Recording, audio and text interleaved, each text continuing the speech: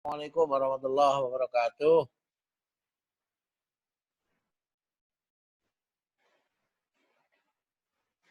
Saudara, sore hari ini kita akan melanjutkan perkuliahan kita terkait dengan metode penelitian pendidikan. Di buku saya itu di bab 3 terkait dengan perumusan masalah. Terkait dengan perumusan masalah, apa toh sebenarnya masalah itu? Masalah itu apa sebenarnya? Nah, ini yang penting kita lakukan ya, kita pahami itu ya. Apa masalah itu? Nih.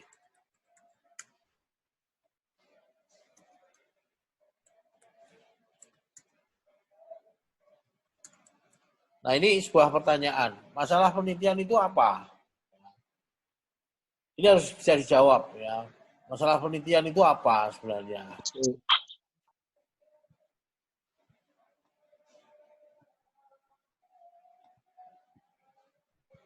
Nah, masalah penelitian adalah kesenjangan antara teori dan praktek, antara idealitas dan realitas. Jadi sesuatu yang menurut teori yang tercantum di dalam buku-buku yang pernyataan umum yang sudah diakui kebenarannya itu namanya teori. Lalu ada kesenjangan ya, di lapangan ya, masalah penelitian. Jadi penelitian itu adalah kesenjangan antara teori dengan praktek. Jadi kesenjangan antara teori dengan praktek.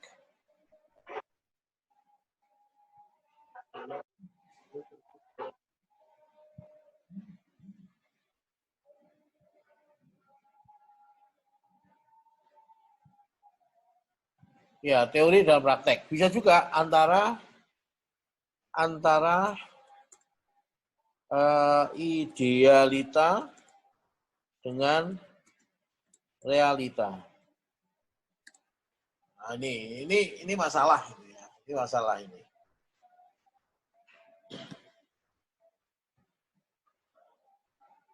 Nah, contohnya apa? Contohnya di dalam Islam itu kan ada ajaran yang sangat ideal, sangat ideal. Jadi di dalam Islam itu ada ajaran yang sangat ideal. Jadi sangat ideal. Apa itu? Yaitu kehidupan yang bersih. Bahkan ada anjuran an-nadhafatu minal iman. Kebersihan itu ini, kebersihan sebagian dari iman. Tapi apa realitanya? Apa realitanya? Nah, banyak orang Islam yang hidupnya tidak menunjukkan hidup bersih. Nah, ini.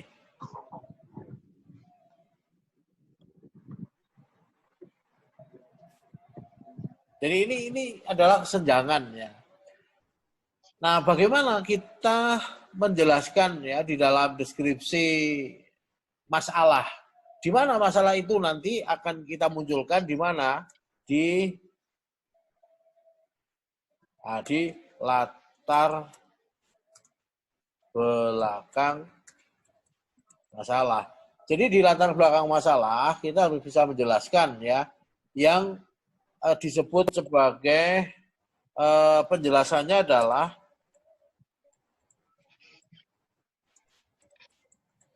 apa? Das Sein dan Das Sollen. Nah, ini. Jadi kesenjangan antara Das Sein dan Das Sollen. Antara teori dan praktek antara idealitas dan realitas. Contoh ajaran tentang kebersihan, kan baik gitu. Tapi realitanya orang Islam apa? Jorok. Ya, jorok. Nah, ini nanti dijelaskan di sini, di latar belakang ini. Nah, nanti harus dijelaskan. Di sini harus dijelaskan nanti. Di latar belakang masalah. Contoh lain lagi apa? Contoh mamanya undang-undang ya, di Undang-Undang Dasar 45 itu ada pasal yang mengatakan fakir miskin dan anak lantar dipelihara oleh negara. Nah, tapi coba kita lihat, kalau Anda di sudut-sudut jalan, di kota-kota yang penuh dengan keramaian, masih ada orang fakir miskin, gelandangan. Nah, kan itu kesenjangan antara yang ideal tercantum di mana? Di undang-undang pasal ya, dengan yang ada di realitas. Kalau dalam konteks pendidikan apa? Konteks pendidikan. Gimana? Kalau dalam konteks pendidikan apa? Kita bisa cerita. Contoh begini, konteks pendidikan. Realitanya bahwa interaksi itu kan tatap muka ya di budaya kita. Tapi terjadi bahwa ada interaksi online, ya kan? Online. Nah, ketika orang mengatakan online itu apakah ideal? Nah, jadi gimana? Bisa nggak? Umpamanya ya, dalam interaksi pendidikan, mendidik itu kan harus ketemu langsung. Karena ada, contoh begini. Umpamanya ya, bahwa mendidik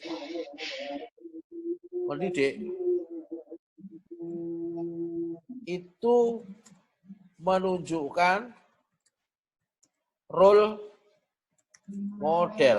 Nah, jadi pendidik itu menunjukkan role model. Ya, bahwa mendidik itu menunjukkan role model. Ini kan ideal teorinya. Tapi di era sekarang ini orang menggunakan media online. Masalah enggak ketika orang harus mengajar tidak ketemu? Dari aspek idealisme, role model ketemu enggak? Tapi kalau mengajar bisa, tapi mendidik. Nah, ini menjadi judul nanti di dalam penelitian. Ya, jadi penelitian itu. Umpamanya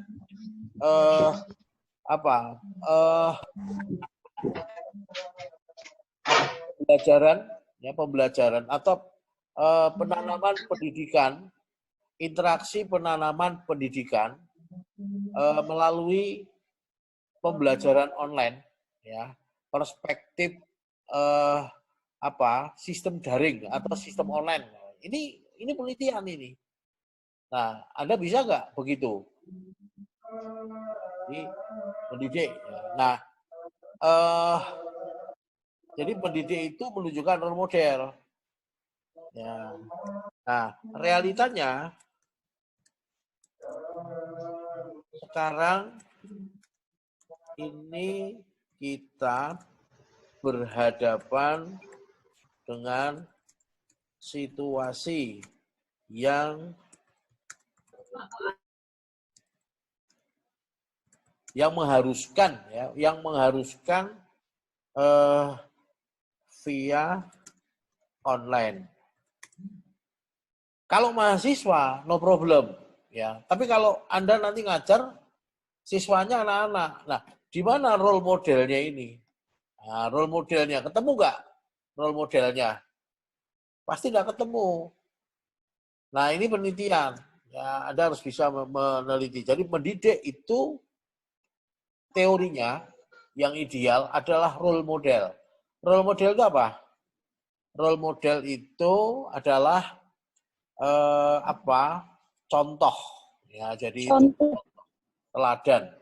Nah, bagaimana siswa bisa melihat gurunya sebagai contoh teladan sementara menggunakan pembelajaran daring dalam jaringan. Nah, ini. Nah, nanti coba. Kalau di mahasiswa, oke lah. Tapi kalau kita ingin mendidik mahasiswa menjadi guru juga nggak bisa online. Ya, ini harus ada kurikulum yang harus harus realita, ya, harus realita. Nah, oleh karena itu apa masalah penelitian? Ya, masalah penelitian itu apa? Ini sudah ketemu ya, masalah penelitian itu apa? Itu masalah penelitian itu kesenjangan antara teori dengan praktek. Kesenjangan antara idealita dengan realita. Kesenjangan antara yang seharusnya dengan kenyataannya. Itu masalah penelitian. Nah, tugas selanjutnya, bagaimana Anda bisa membuat ini latar belakang. Ya, latar belakangnya. Jadi nanti Anda akan membuat latar belakang. Tadi, coba ini diperhatikan ya, Anda akan buat latar belakang. Bisa hapus dulu. Ya. Nah, Anda akan buat latar belakang. Pertama, judul. Judul penelitian. Nah, judul penelitian kita akan buat ini A ya. A ini. Nah, latar belakang di sini isi dasain dan dasolen. Ya, latar belakang. Ya, dasain dan dasolen. Lalu Anda akan membuat di sini yaitu rumusan masalah. Nah, jadi kalau kesenjangan antara dasain dan dasolen, ya, nanti ini maksudnya di latar belakang masalah. Nah, jadi masalah. Latar belakang masalah.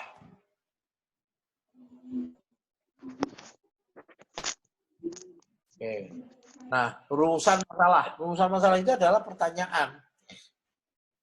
Contoh kalau di judul penelitian, ya, judul penelitiannya apa? Tadi, judul penelitian adalah role model. Role model pendidikan. Ya, role model pendidikan dalam hubungannya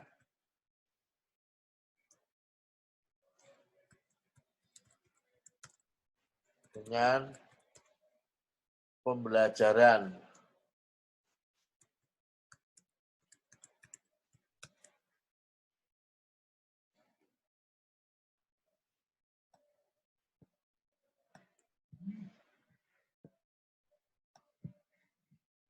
Ini judul.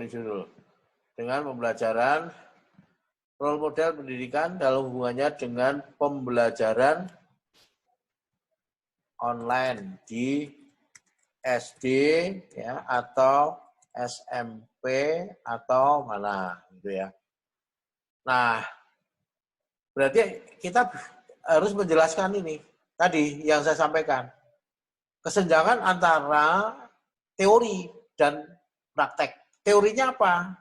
Bahwa keteladanan itu harus bisa disaksikan. Ya. Guru harus menjadi figur di depan kelas karena menjadi contoh, role model. Nah, kenyataannya itu online. Nah, itu masalah. Nah, Anda harus bisa jelaskan di sini. Jadi jelaskan di sini. Ya. Jelaskan. Nanti. Ya. Jelaskan. Deskripsikan. Ya, jadi idealnya guru menjadi model di depan kelas.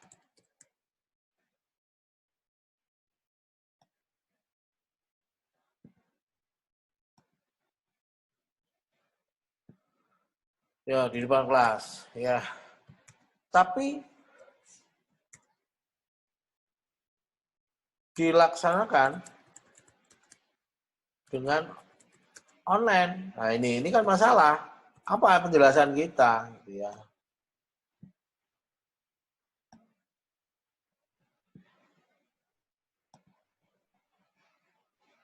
Nah, ini penjelasannya ini.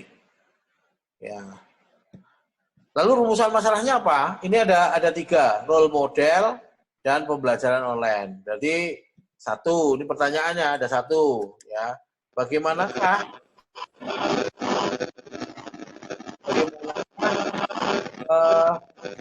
role model pendidikan. Ya, bagaimanakah bentuk dan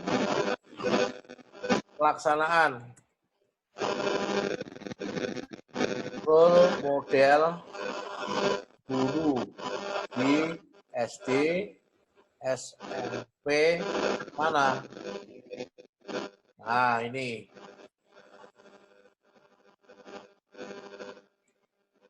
pertanyaan ini. Ya. Ini SMP. Lalu berikutnya dua ini apa? Dua ini kan ada pembelajaran online. Nah, tiga, bagaimanakah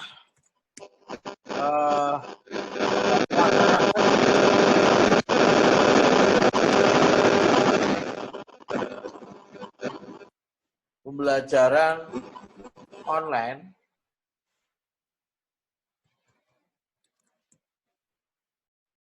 selama COVID di mana, gitu kan? Lalu yang ketiga masih tiga. Nah, tiga itu adalah hubungan. Jadi adakah hubungan? Ya, itu ya. Jadi adakah hubungan? Role model. Atau bisa gini, role model pendidikan hubungannya dengan pembelajaran online dalam membentuk keteladanan siswa. Nah, ini masih bisa. Jadi bisa ditambahkan gini, kalau Anda mau ya dalam terhadap pembentukan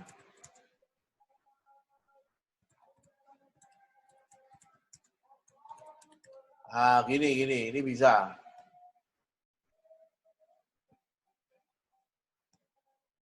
Nah, ini juga bisa judul. Role model pendidikan Islam hubungannya dengan pembelajaran online di SMP terhadap pembentukan keteladanan siswa. Bisa tambahkan. Ya, atau kalau udah keteladanan kita ingin mencari ini hubungan role model dengan pembelajaran online. Ya, adakah hubungan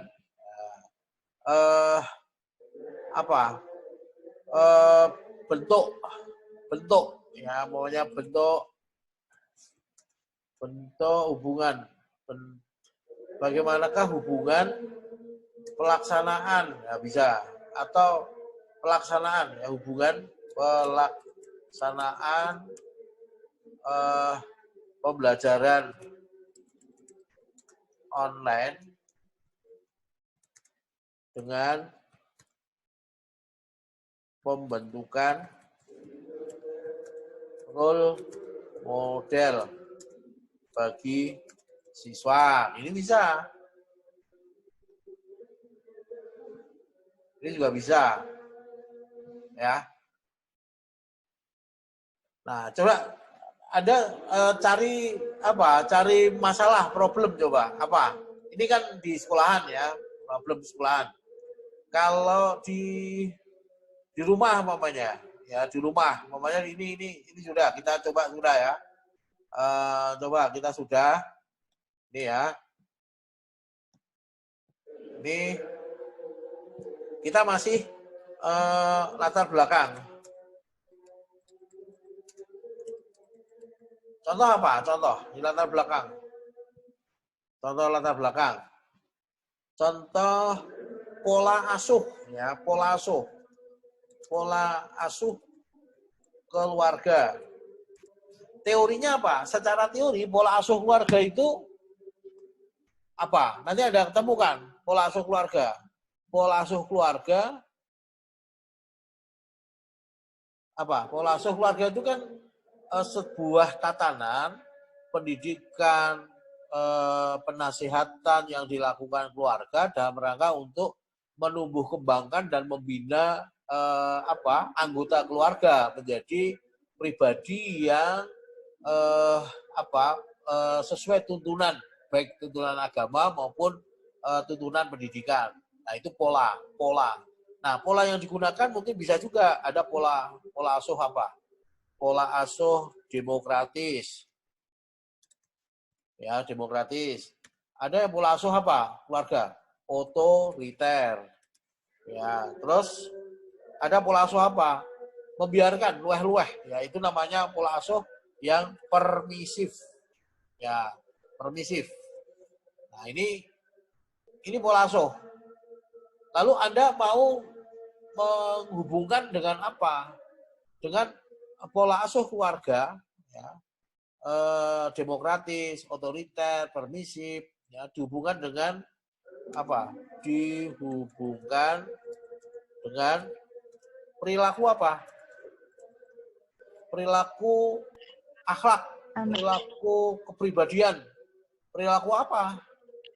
Yang biasanya keberagamaan, nah, biasanya ya keberagamaan atau perilaku apa? Kelembutan, ya, atau kesantunan, ya, perilaku kesantunan, nah, kesantunan anak. Nah, ini dibuat pola asuh keluarga itu kan ini. Nah, kalau pola asuh keluarga demokratis, anak terbentuk apa? Nah, ini ada teorinya. Ya. Kalau orang tua, keluarga itu demokratis dalam mendidik, pasti secara teori akan terbentuk anak yang santun, anak penurut, anak mandiri, ya, anak berkreatif, gitu ya. Nah, sebaliknya ada pola asuh yang otoriter, wah ditekan, ya kan? Kalau di otoriter dan sebagainya. Secara teori akan terbentuk anak seperti apa? Hah? Gimana, Mbak? Mas? Kalau anak dibentuk, dididik dengan otoriter, pasti anak akan membangkang, memberontak, ya kan? Jadi anak yang sakit hati. Nah, itu teori. Ya, lalu yang permisif. Permisif itu pola asuh, ya, umpamanya orang tua permisif, biarkan, ya, anak mau apa saja biarkan, ya sudahlah, jadi terlambat sedikit ya sudahlah, itu ya, tanpa ada penasihatan. Nah, itu ada hubungannya semuanya, ya. Jadi Anda nanti jelaskan ini teorinya, lalu dihubungkan dengan perilaku santunan, ya, realitanya seperti apa. Pola asuh. Nah, Anda akan cerita pola asuh secara umum, orang tua itu tidak mungkin akan membiarkan anaknya tidak sukses. Semua orang tua pasti mencita-citakan anaknya akan sukses. Tapi, nah ini masalah. Tapi, kenyataannya, karena pengaruh lingkungan, pengaruh dunia digital, pengaruh media, sehingga teorinya tidak match. Ya, tidak ketemu. Nah, ini masalah namanya.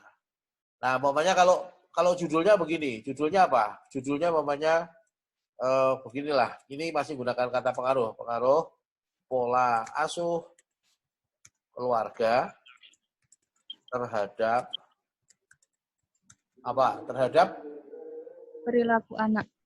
Perilaku apa, Mbak? Perilaku anak. Apa? Perilaku anak itu yang apa? Kan ada perilaku yang bandel. Pasti yang baik kan, pendidikan agama. Perilaku disiplin anak bisa. Perilaku apa? Santun. Hah? Jujur. Apa? Perilaku Risa? Perilaku yang baik. Perilaku baik dalam arti perilaku akhlak atau perilaku apa? Ya, akhlak yang baik, penurun. Terhadap akhlak ya, terhadap pembentukan. Nah, gini. Pembentukan akhlakul karimah. Ya, di mana? Mau di keluarga, mamanya kalau mau di keluarga keluarga muda, perumahan. Nah, berarti ada mau penelitiannya di keluarga muda, di perumahan, di masyarakat, ya kan? Tapi kalau Anda ingin fokuskan pada sekolahan juga bisa. Pengaruh pola asuh keluarga terhadap pembentukan akhlak karimah pada siswa. Di sini tulis pada siswa. Pada siswa kelas kelas berapa? Gitu. Oke, paham ya? Oke ya. Nah, sekarang pertanyaan penelitian sekarang di kelas berapa? SMP mana gitu ya. Sekarang pertanyaan penelitian. Pertanyaan penelitiannya apa? Rumusan masalah? Bagaimanakah? Oke. Gimana? Yo, 1. Bagaimanakah?